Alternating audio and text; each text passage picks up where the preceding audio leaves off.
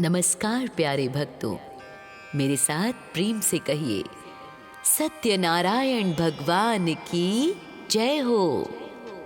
प्यारे भक्तों, भगवान श्री सत्यनारायण की व्रत कथा जो आज हम आपके लिए लेकर आए हैं, ये कथा स्कंद पुराण के रेवा खंड से ली गई है।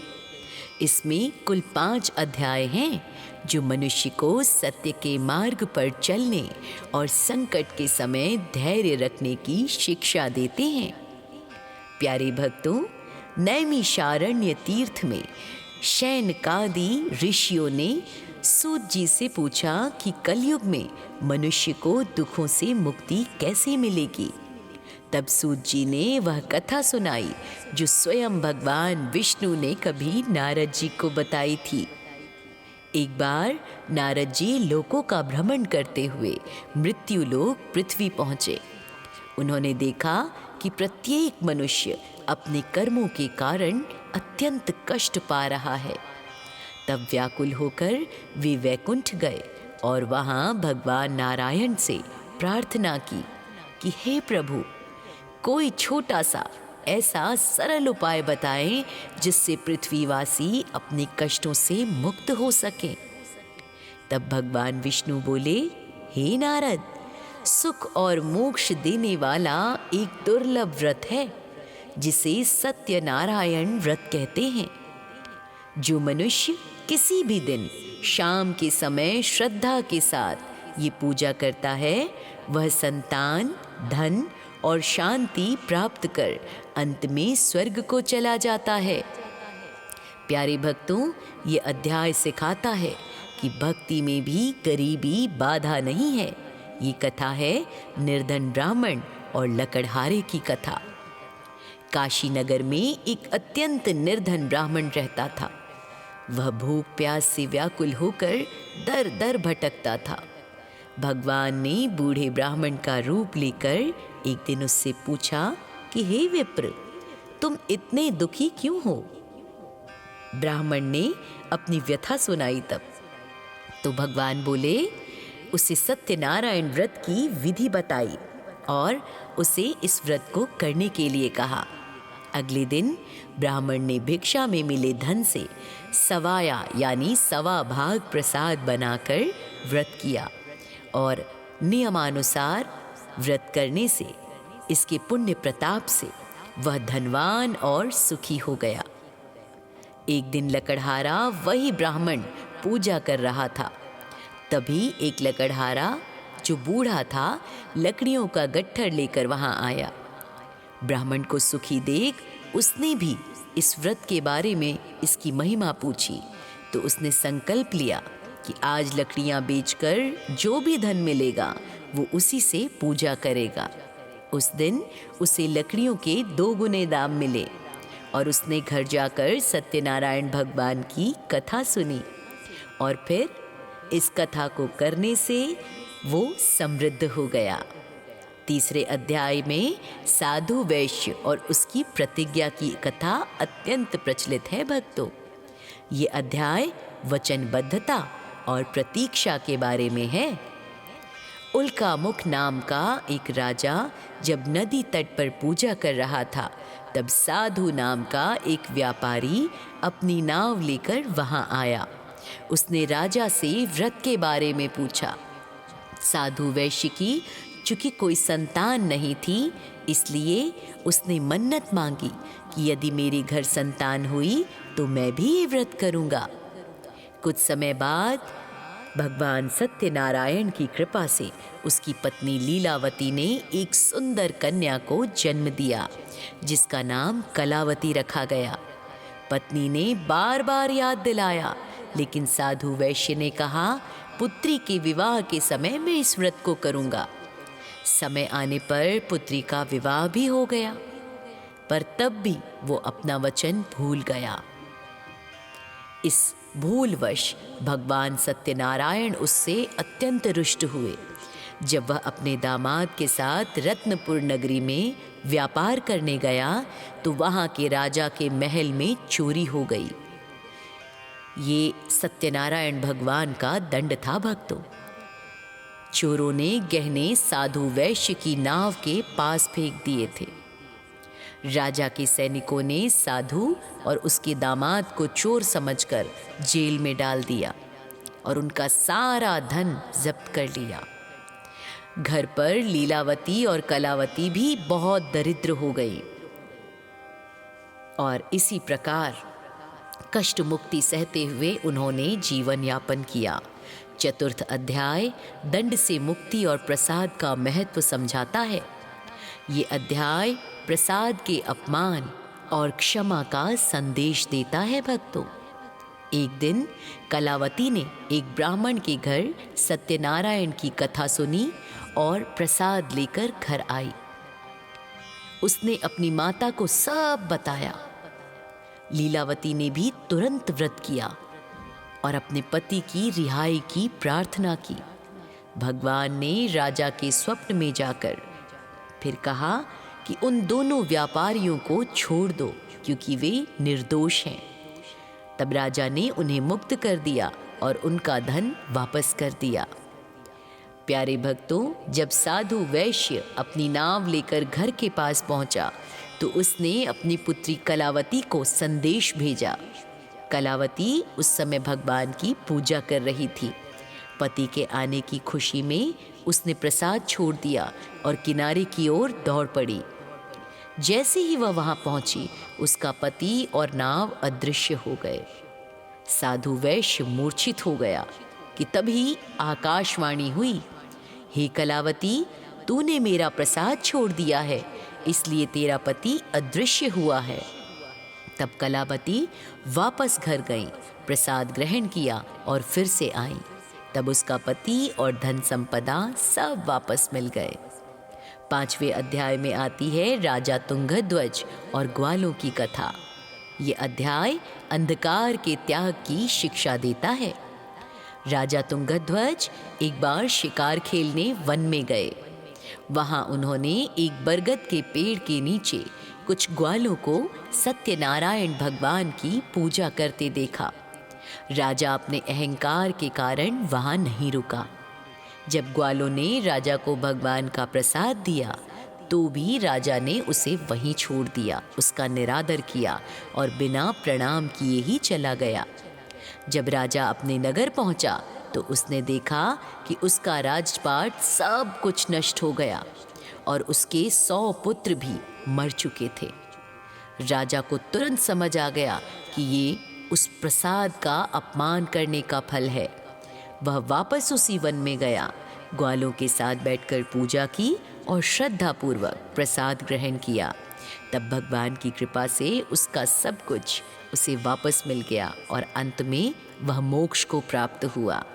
तो प्यारे भक्तों, सत्यनारायण भगवान की संपूर्ण अध्यायों की कथा पूर्ण हुई। आइए अब जानते हैं सत्यनारायण व्रत की मुख्य सामग्रियाँ। सबसे पहले सवाया प्रसाद यानी 1.25 पाव या 1.25 किलो गेहूं का भुना आटा, शक्कर, घी, कटे हुए केले और मेवे।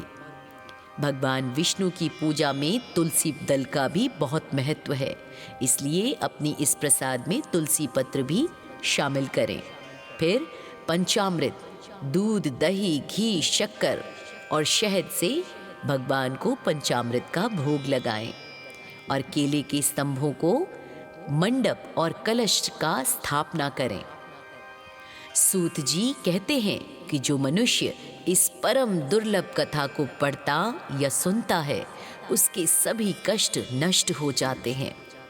भक्तों, तो इस कथा का मुख्य सार ये है कि जो व्यक्ति को कभी भी सत्य भगवान का साथ नहीं छोड़ना है, उस व्यक्ति को भगवान के प्रसाद का सदैव सम्मान करता है, उसे सत्यनारायण भगवान की विशेष कृपा प्राप्त होती है।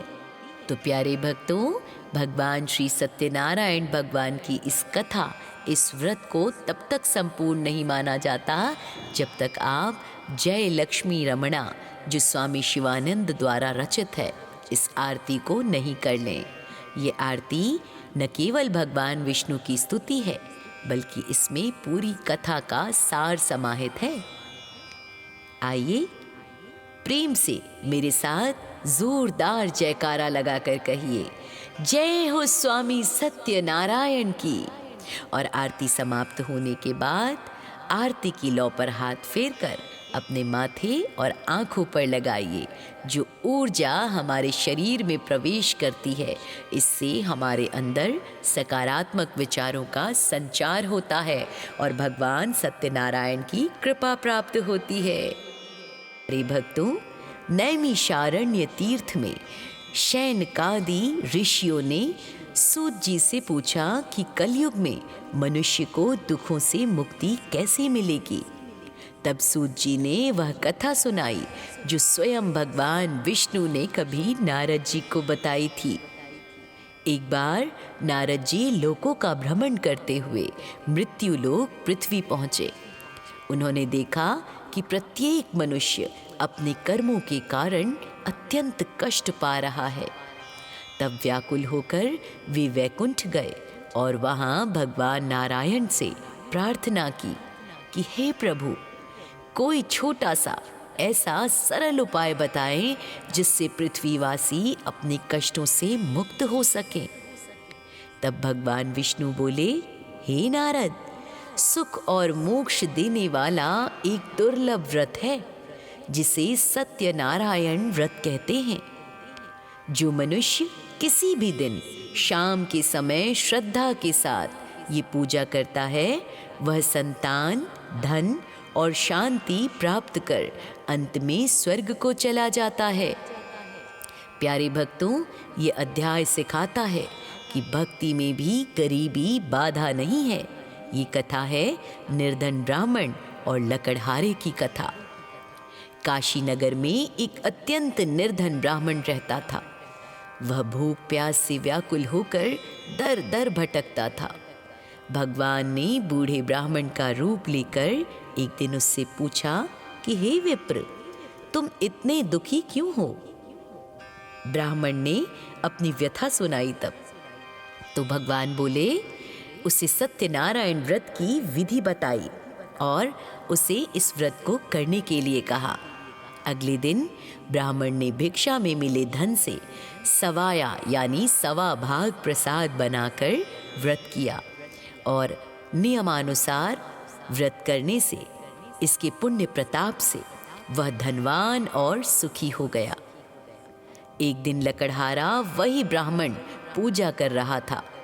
तभी एक लकड़हारा जो बूढ़ा था, लकड़ियों का गट्ठर लेकर वहां आया। ब्राह्मण को सुखी देख उसने भी इस व्रत के बारे में इसकी महिमा पूछी। तो उसने संकल्प लिया कि आज लकड़ियां बेचकर जो भी धन मिलेगा वो उसी से पूजा करेगा।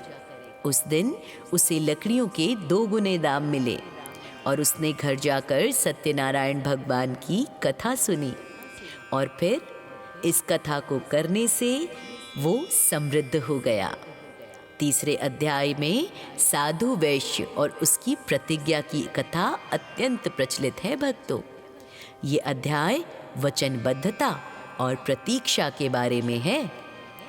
उल्कामुख नाम का एक राजा जब नदी तट पर पूजा कर रहा था, तब साधु नाम का एक व्यापारी अपनी नाव लेकर वहां आया। उसने राजा से व्रत के बारे में पूछा। साधु वैश्य की चूंकि कोई संतान नहीं थी, इसलिए उसने मन्नत मांगी कि यदि मेरे घर संतान हुई तो मैं भी ये व्रत करूंगा। कुछ समय बाद भगवान सत्यनारायण की कृपा से उसकी पत्नी लीलावती ने एक सुंदर कन्या को जन्म दिया, जिसका नाम कलावती रखा गया। पत्नी ने बार बार याद दिलाया, लेकिन साधु वैश्य ने कहा, पुत्री के विवाह के समय मैं इस व्रत को करूंगा। समय आने पर पुत्री का विवाह भी हो गया, पर तब भी वो अपना वचन भूल गया। इस भूलवश भगवान सत्यनारायण उससे अत्यंत रुष्ट हुए। जब वह अपने दामाद के साथ रत्नपुर नगरी में व्यापार करने गया तो वहाँ के राजा के महल में चोरी हो गई। ये सत्यनारायण भगवान का दंड था भक्तों। चोरों ने गहने साधु वैश्य की नाव के पास फेंक दिए थे। राजा के सैनिकों ने साधु और उसके दामाद को चोर समझकर जेल में डाल दिया और उनका सारा धन जब्त कर लिया। घर पर लीलावती और कलावती भी बहुत दरिद्र हो गई और इसी प्रकार कष्ट मुक्ति सहते हुए उन्होंने जीवन यापन किया। चतुर्थ अध्याय दंड से मुक्ति और प्रसाद का महत्व समझाता है। ये अध्याय प्रसाद के अपमान और क्षमा का संदेश देता है भक्तों। एक दिन कलावती ने एक ब्राह्मण के घर सत्यनारायण की कथा सुनी और प्रसाद लेकर घर आई। उसने अपनी माता को सब बताया।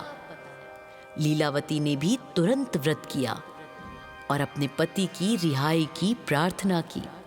भगवान ने राजा के स्वप्न में जाकर फिर कहा कि उन दोनों व्यापारियों को छोड़ दो क्योंकि वे निर्दोष हैं।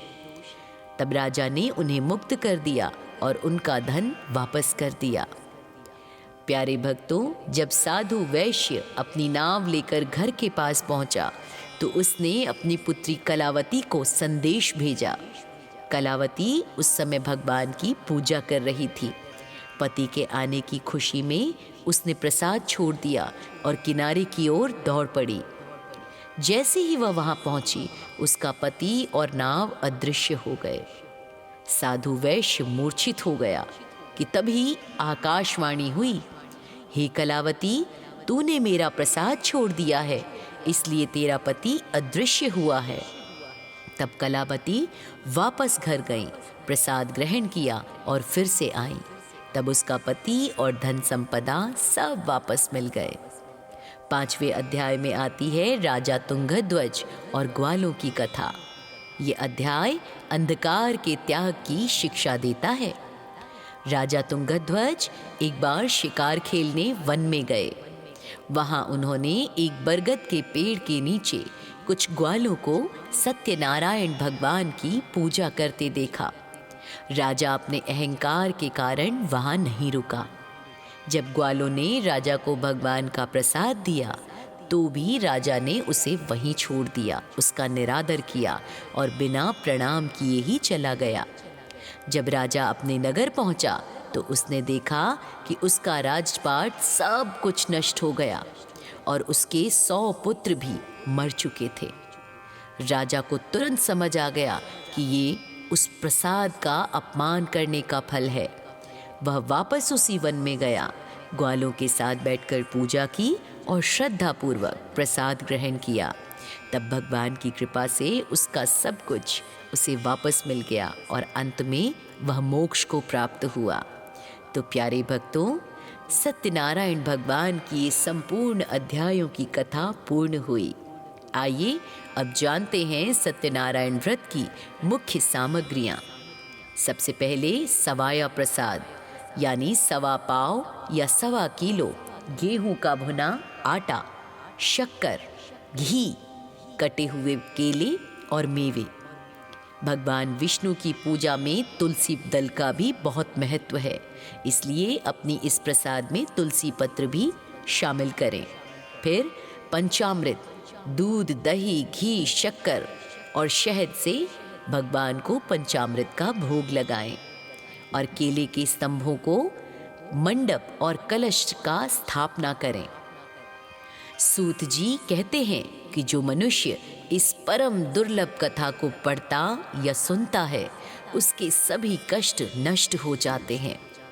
भक्तों, तो इस कथा का मुख्य सार ये है कि जो व्यक्ति को कभी भी सत्य भगवान का साथ नहीं छोड़ना है, उस व्यक्ति को भगवान के प्रसाद का सदैव सम्मान करता है, उसे सत्यनारायण भगवान की विशेष कृपा प्राप्त होती है।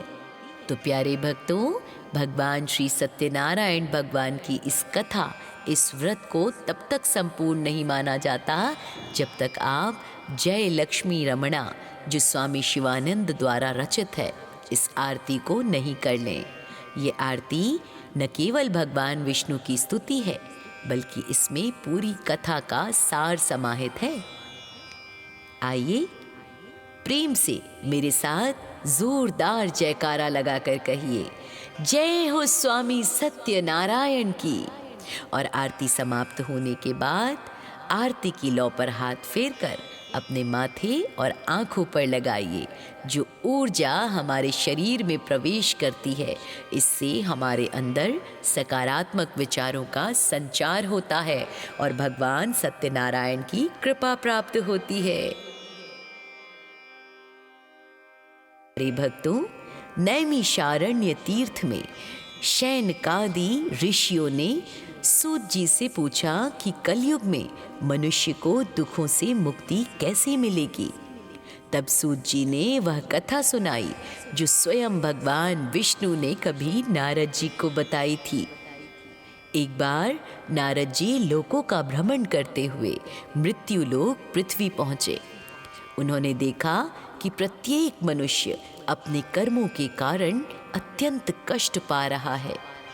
तब व्याकुल होकर वे वैकुंठ गए और वहां भगवान नारायण से प्रार्थना की कि हे प्रभु, कोई छोटा सा ऐसा सरल उपाय बताएं जिससे पृथ्वीवासी अपने कष्टों से मुक्त हो सके।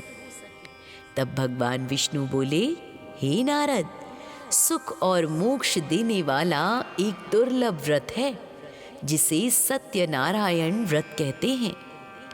जो मनुष्य किसी भी दिन शाम के समय श्रद्धा के साथ ये पूजा करता है, वह संतान, धन और शांति प्राप्त कर अंत में स्वर्ग को चला जाता है। प्यारे भक्तों, ये अध्याय सिखाता है कि भक्ति में भी गरीबी बाधा नहीं है। ये कथा है निर्धन ब्राह्मण और लकड़हारे की कथा। काशी नगर में एक अत्यंत निर्धन ब्राह्मण रहता था। वह भूख प्यास से व्याकुल होकर दर दर भटकता था। भगवान ने बूढ़े ब्राह्मण का रूप लेकर एक दिन उससे पूछा कि हे विप्र, तुम इतने दुखी क्यों हो? ब्राह्मण ने अपनी व्यथा सुनाई। तब तो भगवान बोले, उसे सत्यनारायण व्रत की विधि बताई और उसे इस व्रत को करने के लिए कहा। अगले दिन ब्राह्मण ने भिक्षा में मिले धन से सवाया यानी सवा भाग प्रसाद बनाकर व्रत किया और नियमानुसार व्रत करने से, इसके पुण्य प्रताप से वह धनवान और सुखी हो गया। एक दिन लकड़हारा वही ब्राह्मण पूजा कर रहा था। तभी एक लकड़हारा जो बूढ़ा था, लकड़ियों का गट्ठर लेकर वहां आया। ब्राह्मण को सुखी देख उसने भी इस व्रत के बारे में इसकी महिमा पूछी। तो उसने संकल्प लिया कि आज लकड़ियां बेचकर जो भी धन मिलेगा वो उसी से पूजा करेगा। उस दिन उसे लकड़ियों के 2 गुने दाम मिले और उसने घर जाकर सत्यनारायण भगवान की कथा सुनी और फिर इस कथा को करने से वो समृद्ध हो गया। तीसरे अध्याय में साधु वैश्य और उसकी प्रतिज्ञा की कथा अत्यंत प्रचलित है भक्तों। ये अध्याय वचनबद्धता और प्रतीक्षा के बारे में है। उल्कामुख नाम का एक राजा जब नदी तट पर पूजा कर रहा था, तब साधु नाम का एक व्यापारी अपनी नाव लेकर वहां आया।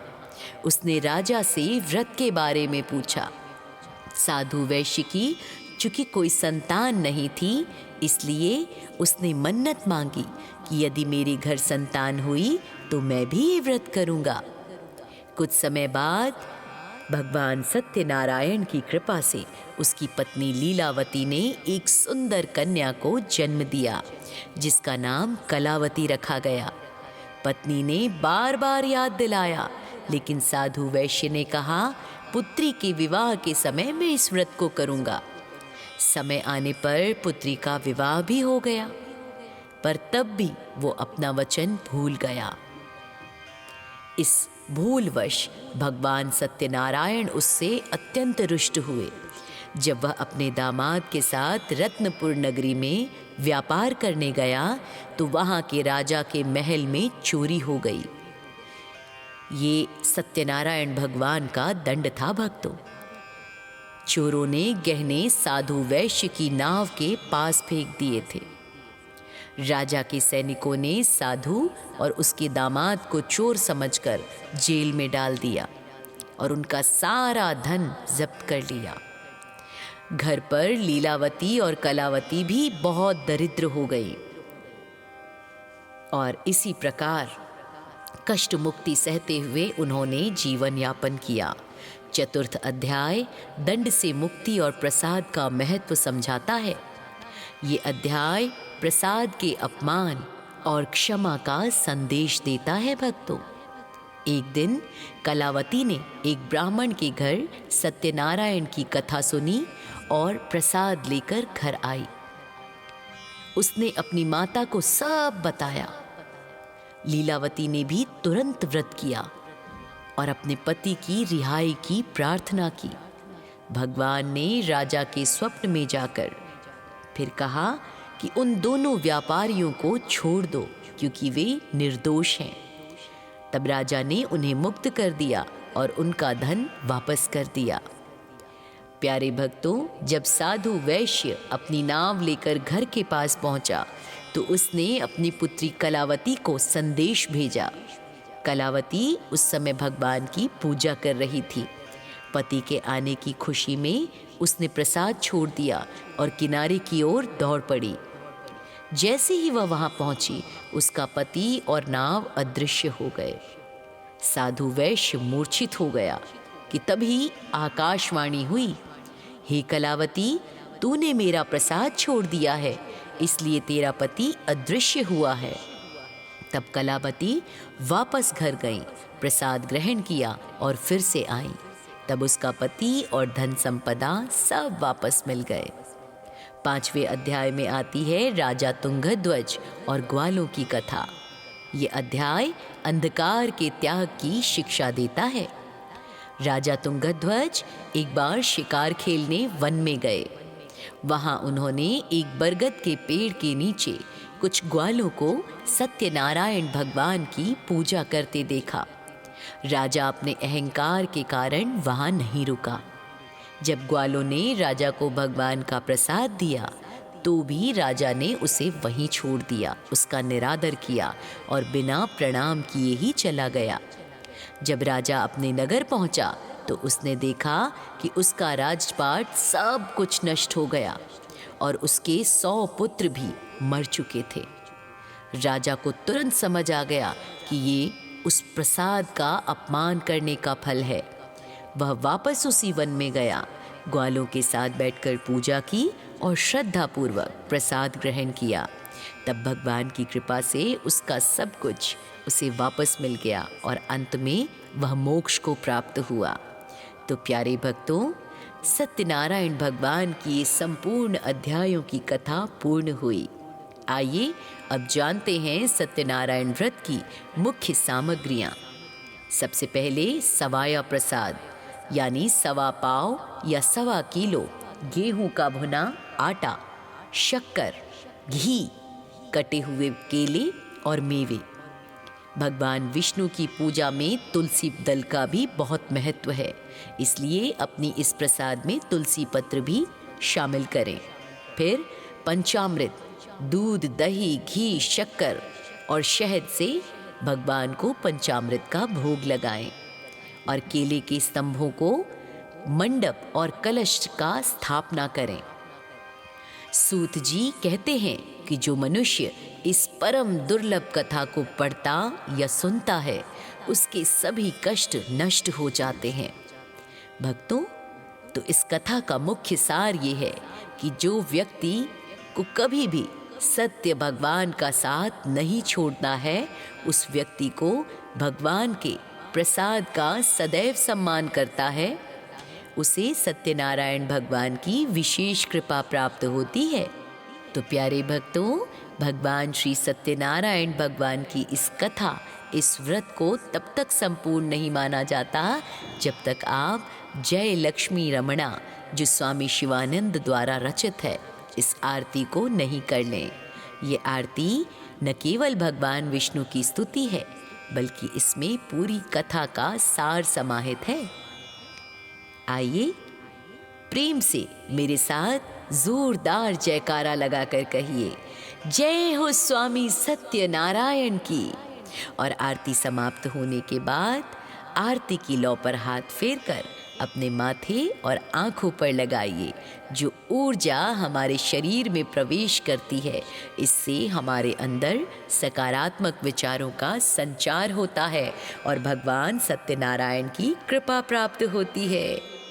प्रिय भक्तों, नैमिषारण्य तीर्थ में शैनकादि ऋषियों ने सूत जी से पूछा कि कलयुग में मनुष्य को दुखों से मुक्ति कैसे मिलेगी। तब सूत जी ने वह कथा सुनाई जो स्वयं भगवान विष्णु ने कभी नारद जी को बताई थी। एक बार नारद जी लोकों का भ्रमण करते हुए मृत्यु लोक पृथ्वी पहुंचे।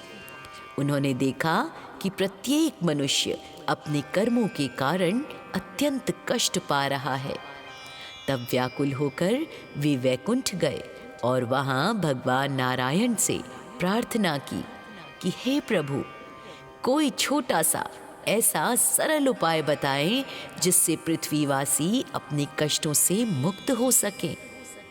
तब भगवान विष्णु बोले, हे नारद, सुख और मोक्ष देने वाला एक दुर्लभ व्रत है जिसे सत्यनारायण व्रत कहते हैं। जो मनुष्य किसी भी दिन शाम के समय श्रद्धा के साथ ये पूजा करता है, वह संतान, धन और शांति प्राप्त कर अंत में स्वर्ग को चला जाता है। प्यारे भक्तों, ये अध्याय सिखाता है कि भक्ति में भी गरीबी बाधा नहीं है। ये कथा है निर्धन ब्राह्मण और लकड़हारे की कथा। काशी नगर में एक अत्यंत निर्धन ब्राह्मण रहता था। वह भूख प्यास से व्याकुल होकर दर दर भटकता था। भगवान ने बूढ़े ब्राह्मण का रूप लेकर एक दिन उससे पूछा कि हे विप्र, तुम इतने दुखी क्यों हो? ब्राह्मण ने अपनी व्यथा सुनाई। तब तो भगवान बोले, उसे सत्यनारायण व्रत की विधि बताई और उसे इस व्रत को करने के लिए कहा। अगले दिन ब्राह्मण ने भिक्षा में मिले धन से सवाया यानी सवा भाग प्रसाद बनाकर व्रत किया और नियमानुसार व्रत करने से, इसके पुण्य प्रताप से वह धनवान और सुखी हो गया। एक दिन लकड़हारा वही ब्राह्मण पूजा कर रहा था। तभी एक लकड़हारा जो बूढ़ा था, लकड़ियों का गट्ठर लेकर वहां आया। ब्राह्मण को सुखी देख उसने भी इस व्रत के बारे में इसकी महिमा पूछी। तो उसने संकल्प लिया कि आज लकड़ियां बेचकर जो भी धन मिलेगा वो उसी से पूजा करेगा। उस दिन उसे लकड़ियों के 2 गुने दाम मिले और उसने घर जाकर सत्यनारायण भगवान की कथा सुनी और फिर इस कथा को करने से वो समृद्ध हो गया। तीसरे अध्याय में साधु वैश्य और उसकी प्रतिज्ञा की कथा अत्यंत प्रचलित है भक्तों। ये अध्याय वचनबद्धता और प्रतीक्षा के बारे में है।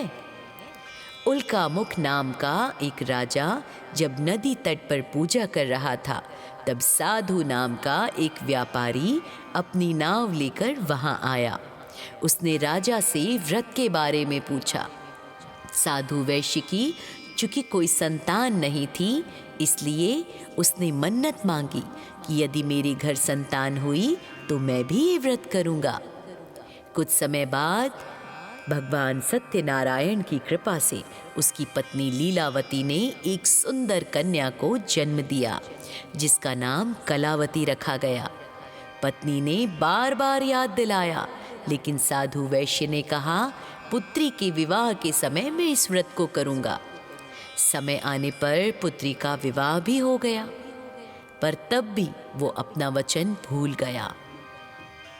इस भूलवश भगवान सत्यनारायण उससे अत्यंत रुष्ट हुए। जब वह अपने दामाद के साथ रत्नपुर नगरी में व्यापार करने गया तो वहां के राजा के महल में चोरी हो गई। ये सत्यनारायण भगवान का दंड था भक्तों। चोरों ने गहने साधु वैश्य की नाव के पास फेंक दिए थे।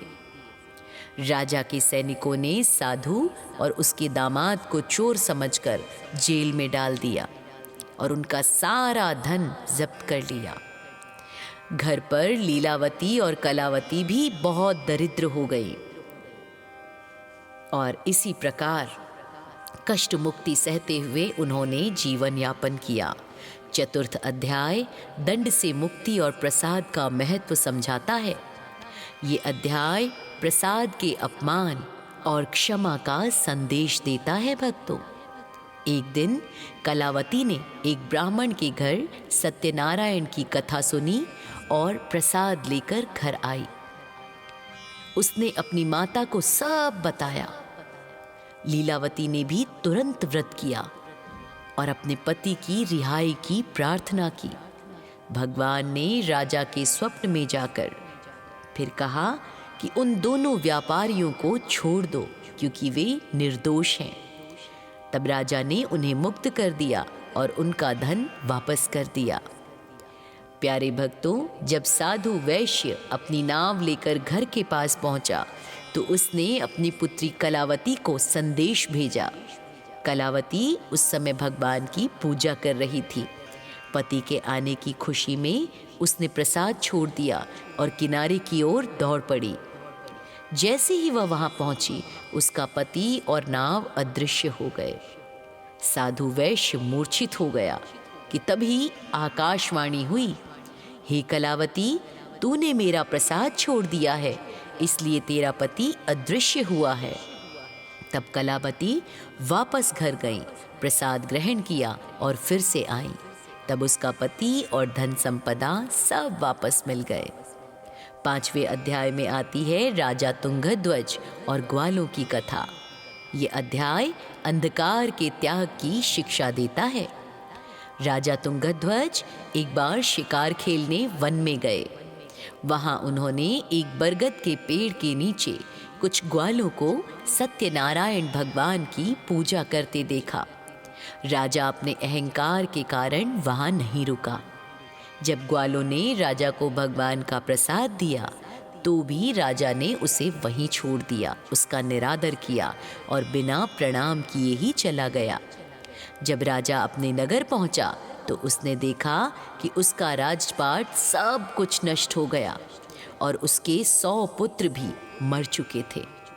राजा को तुरंत समझ आ गया कि ये उस प्रसाद का अपमान करने का फल है।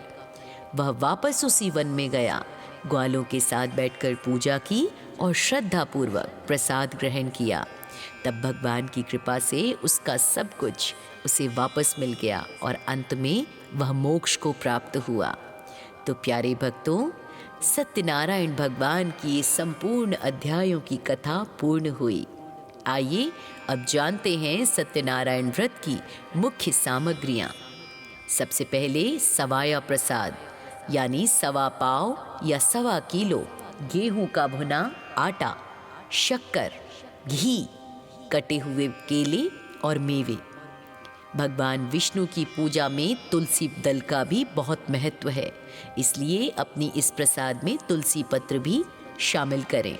फिर पंचामृत, दूध, दही, घी, शक्कर और शहद से भगवान को पंचामृत का भोग लगाएं और केले के स्तंभों को मंडप और कलश का स्थापना करें। सूत जी कहते हैं कि जो मनुष्य इस परम दुर्लभ कथा को पढ़ता या सुनता है, उसके सभी कष्ट नष्ट हो जाते हैं। भक्तों, तो इस कथा का मुख्य सार ये है कि जो व्यक्ति को कभी भी सत्य भगवान का साथ नहीं छोड़ना है, उस व्यक्ति को भगवान के प्रसाद का सदैव सम्मान करता है, उसे सत्यनारायण भगवान की विशेष कृपा प्राप्त होती है।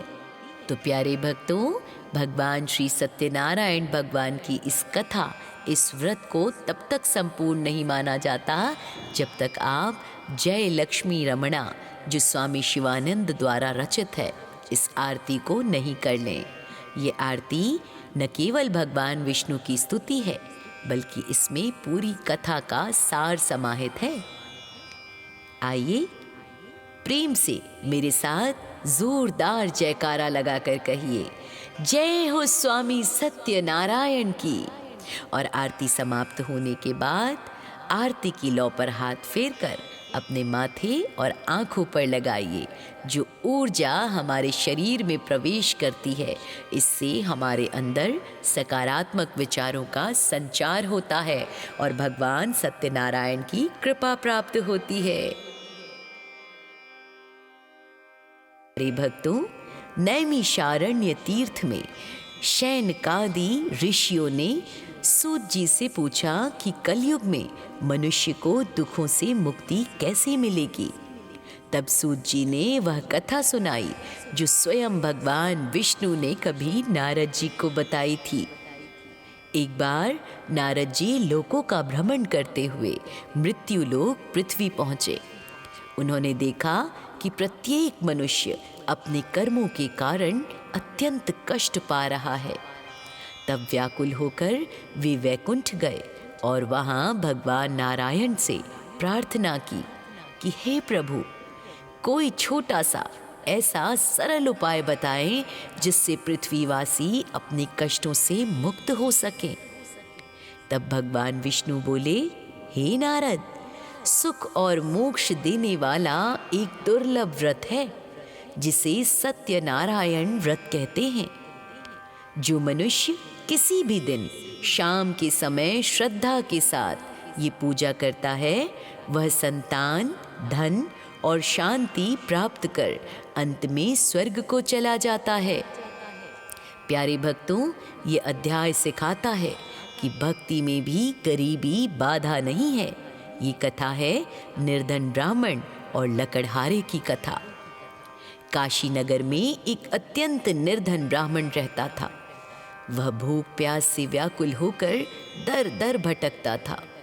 भगवान ने बूढ़े ब्राह्मण का रूप लेकर एक दिन उससे पूछा कि हे विप्र, तुम इतने दुखी क्यों हो? ब्राह्मण ने अपनी व्यथा सुनाई। तब तो भगवान बोले, उसे सत्यनारायण व्रत की विधि बताई और उसे इस व्रत को करने के लिए कहा। अगले दिन ब्राह्मण ने भिक्षा में मिले धन से सवाया यानी सवा भाग प्रसाद बनाकर व्रत किया और नियमानुसार व्रत करने से, इसके पुण्य प्रताप से वह धनवान और सुखी हो गया। एक दिन लकड़हारा वही ब्राह्मण पूजा कर रहा था। तभी एक लकड़हारा जो बूढ़ा था, लकड़ियों का गट्ठर लेकर वहां आया। ब्राह्मण को सुखी देख उसने भी इस व्रत के बारे में इसकी महिमा पूछी। तो उसने संकल्प लिया कि आज लकड़ियां बेचकर जो भी धन मिलेगा वो उसी से पूजा करेगा। उस दिन उसे लकड़ियों के 2 गुने दाम मिले और उसने घर जाकर सत्यनारायण भगवान की कथा सुनी और फिर इस कथा को करने से वो समृद्ध हो गया। तीसरे अध्याय में साधु वैश्य और उसकी प्रतिज्ञा की कथा अत्यंत प्रचलित है भक्तों। ये अध्याय वचनबद्धता और प्रतीक्षा के बारे में है। उल्कामुख नाम का एक राजा जब नदी तट पर पूजा कर रहा था, तब साधु नाम का एक व्यापारी अपनी नाव लेकर वहां आया।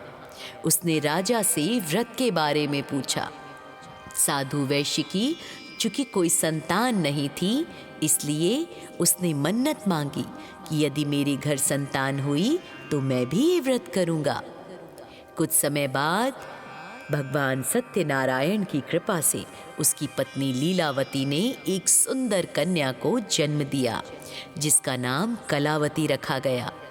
पत्नी ने बार बार याद दिलाया, लेकिन साधु वैश्य ने कहा, पुत्री के विवाह के समय मैं इस व्रत को करूंगा।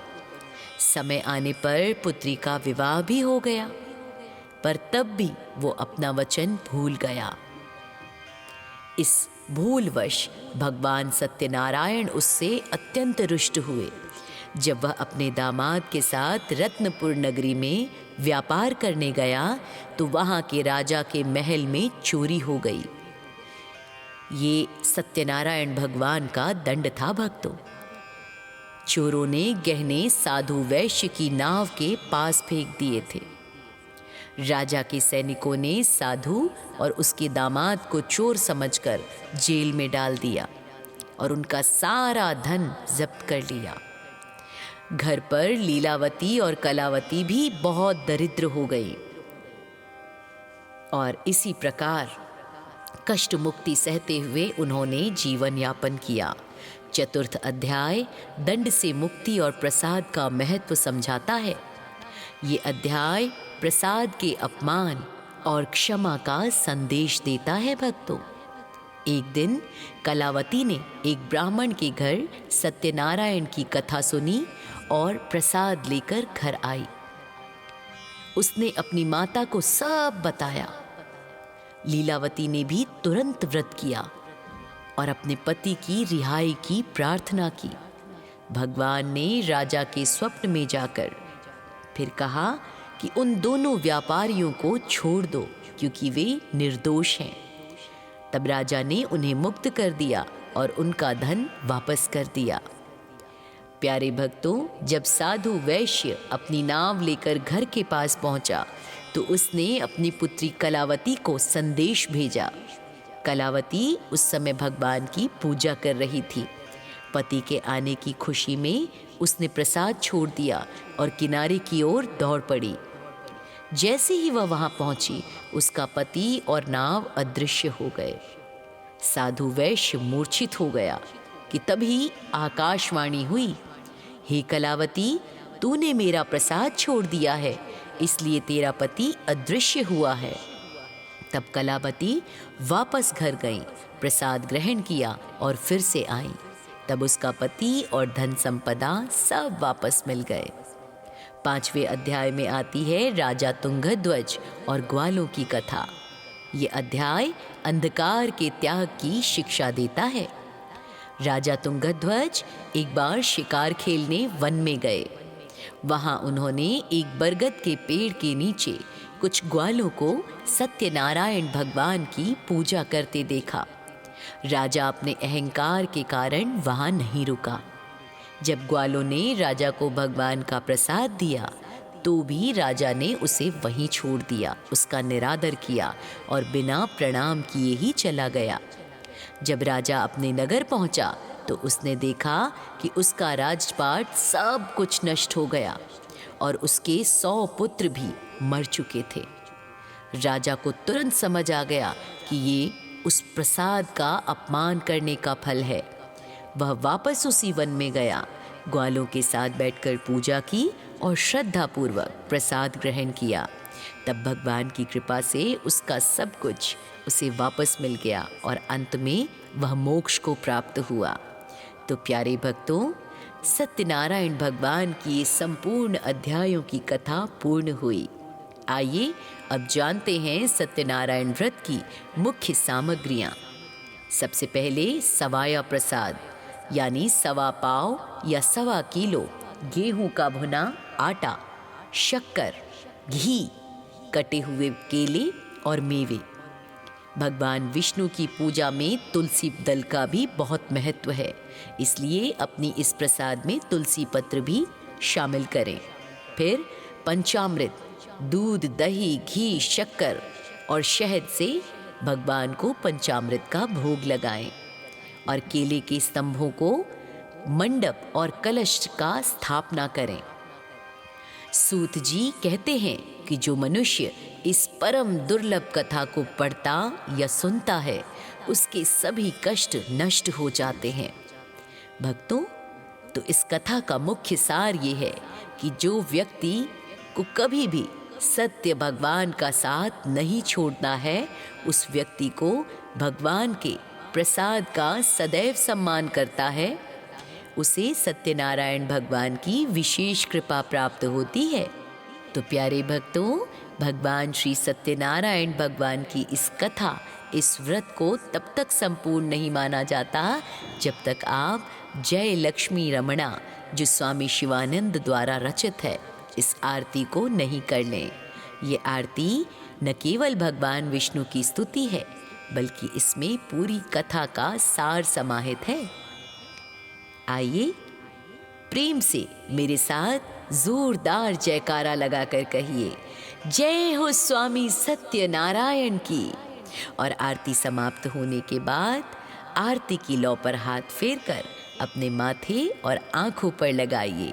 जो ऊर्जा हमारे शरीर में प्रवेश करती है, इससे हमारे अंदर सकारात्मक विचारों का संचार होता है और भगवान सत्यनारायण की कृपा प्राप्त होती है।